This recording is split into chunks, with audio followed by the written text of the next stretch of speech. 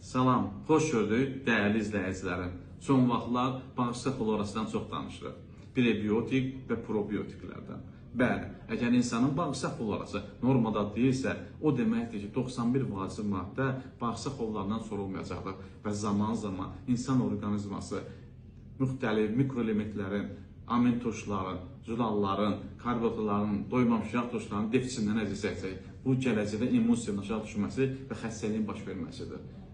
Bağırsaqlar qorumaq üçün bağırsaq florasını yaxşılaşdıracaq yaşıl xlorofil tərkibli yosundan istifadə etmək lazımdır. Buna spirulina deyilir. Eyni zamanda prebiotik kimi bağırsaqları təmizləmək üçün fruktozan siropundan istifadə edəcək.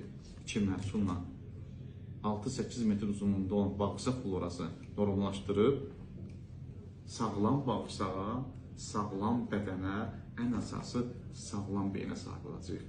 Bağırsaqlarınızı təmiz saxlayın.